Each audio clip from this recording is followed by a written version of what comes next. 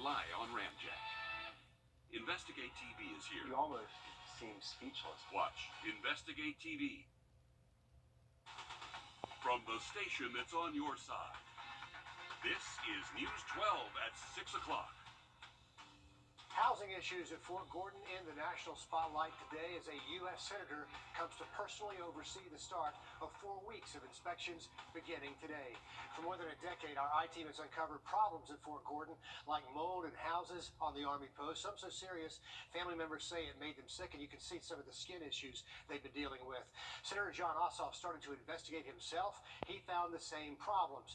He demanded the Army began doing inspections nationwide, starting here in Augusta. Hallie Turner, the only reporter to talk with him today, one-on-one. Well, for the first time ever, it will give us all a clear picture of exactly what's going on behind the doors of the houses on post, beginning at Fort Gordon and expanding all over the country. Senator John Ossoff is not backing down from his promise to keep military families safe. I returned to Fort Gordon today to ensure that the Army made good on its commitment to inspect every single home on post. That's a commitment that they made to me at my insistence, and it's a commitment that they made to the personnel here at Fort Gordon. Ensuring safe living conditions for all military families. These home-by-home inspections that are happening this week here at Fort Gordon, the first installation in the nation where this is underway, are an important part of the process of making things right. We weren't able to be there with him for the inspections, but the senator shared this video with us. It's a big step forward in the push to make unlivable conditions our I-team has uncovered for the last decade livable. The inspections are underway, and the I-team at Wrdw has been covering this for years. And so folks in the Augusta area are familiar with some of these recurring issues: mold, structural problems, potential health hazards. He spent hours with families on post showing them change is coming. I spent about an hour in a town hall meeting with more than 40 enlisted personnel on post here today. And I think this is the fundamental thing, particularly when you've got a young child at home. Environmental hazards, mold, fumes, these become a crisis. He says it won't be a fast and easy fix, but the road to change for these families begins today. Military families already sacrifice so much for the country. They should not have to sacrifice a safe and healthy home for themselves and their kids. So that's what this is about. That's why I'm remaining focused on it. And these inspections will continue over the next 4 weeks, and once it's completed, the senator and his staff will then review the data, and we'll keep you posted on what they find. But Richard, at the end of the day, this is about our military families and their safety, making sure while they're fighting for our freedom, their families are not at home fighting another war. And we know they are relieved to see these inspections starting today here in Augusta. Hallie, thanks for the update there. To weather now as we shift things over to First Alert Chief Meteorologist Riley Hale. And Riley, we are bringing back some thunderstorm chances. Have an update on that in just about 10 minutes. Riley, thanks a lot. Like a lot of other cities, Augusta has a stray cat problem, and dealing with that has workers putting animals down through euthanasia. Shelter data from the Georgia Department of Agriculture shows in 2021, the Augusta Animal Shelter's cat euthanizations jumped from more than 1,000 in 2021 to more than 1,300 last year. Last year, the city euthanized almost 4 cats a day. But if Augusta stops euthanizing cats, city leaders worry about overpopulation. Craig Allison sat down with the director of the Best Friends Animal Society, and they say there is another solution. Animal welfare is and should be a happy environment, and not something that you come to every day having to dread knowing that you're going to have to put down an animal. Teddy Tripp helps set up the foster program for pets here at Augusta and works closely with the Augusta Animal Shelter. The TNR program, you're actually able to decrease the number of cats that are able to populate in that area by having those animals spayed and neutered and then brought back. We had a 20% save rate of cats, which is about what Augusta Animal Services has right now. And in 5 years of doing this TNR program, we now have a 92% save rate on cats. And so it works. From the Department of Agriculture, for all of 2022, only 3 Georgia counties euthanized more than 100 cats in a single month. Richmond County euthanized more than 100 cats in a month 6 times last year. Best Friends believes that a 3-year partnership with the city of Augusta can bring that down dramatically. A waste of resources because the staff time could be used doing something else. It's also really sad for the animals who are spending. Some city leaders say their hesitation is in the cat population rising. He says this process is more humane and worth the risk. Now, this plan will go before city commissioners next week for full approval to try and change this ordinance that's currently in place and hopefully make Augusta their new home for the next 3 years. In Augusta with Keo, Craig Allison on your side. Also this evening, after a failed concert led to an abandoned stadium, C4 Live has filed a counterclaim against the city of Augusta and an Augusta commissioner. The city filed suit over the failed renovation of Lake Olmsted Stadium that was promised right along with that concert plan. Today, C4 concert organizers say city officials kept them in the dark about problems with the soil stability in the stadium. That's what they blame for canceling the XPR Augusta Music Festival. Sean Franham, the commissioner named in the countersuit, C4 also alleging that the city was aware of these issues before the contract was signed back in January of 2020. Commissioner Franham, named in the suit, spoke with us and says the claims are disappointing and he had no knowledge of the soil problems. It's just been a disappointing 24 hours when, I was the one that, protected them when the community was against them. I was the one that tried to support them when the community didn't really want them. I had no knowledge of soil issues. It's kind of comical that they would think that I'm a professional of that. We did reach out to the Augusta Economic Development Authority. They say they are not free to comment yet until they fully review this new counterclaim. Well, it's one of Augusta's best-known downtown landmarks, the Lamar Building on Broad Street, sitting dark and empty now, but it is being transformed. A new developer taking over this project to bring 76 apartments along with restaurants and shopping inside this historic building. The developer, Lamar Augusta LLC, now working to clear out the debris inside. They say this makeover is going to be a catalyst, not just for Broad Street, but for the entire downtown area. We knew that returning this project back to the community with the lights on and people going through it like they have for 100 years was a project that was really going to make a difference. Developers are expecting to see substantial construction by the summer months. The goal is for the project to be wrapped up by December of 2024. It's a competition based in Augusta with a new jacket for the winter, but it's got nothing to do with golf. We're heading downtown for the story. Riley. Well, we've enjoyed dry weather the past few days, but storm chances will be ramping up tomorrow through Friday. We'll have an update for you just after the break. See some minor headaches with these downpours the next few days. Luckily, into the first half of the weekend, we do dry out and getting a little bit warmer, mostly sunny, highs near 80 Saturday, and then another front will bring around the storms by Sunday. Riley, thanks. Axe throwers from across the country will be in Augusta this weekend trying to win a plaid jacket. The Masters of Axes competition back for a second year in a row. And our Will Vogt picked up an axe to learn what all goes into getting ready for an event like this one. Vinny and Gallinera is getting ready for a major tournament. Just a lot of throwing, a lot of practice. So spend some time in here, warming up for hour day, running through mock matches in your head. He's not just competing, he's also organizing the second annual Masters of Axes. We ran it in August last year. Thought it was more fitting to run it closer to Masters.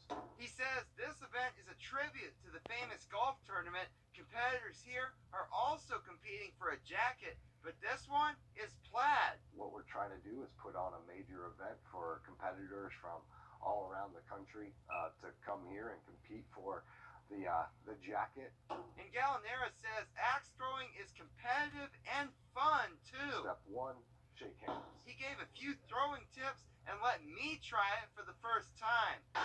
No one was injured during the recording of this story. I struggled at first, but after a few tries, I got it. There it is. I mean, throw your name in the hat and compete with us. That'd be fun. Honestly, though, do you think I would have any chance?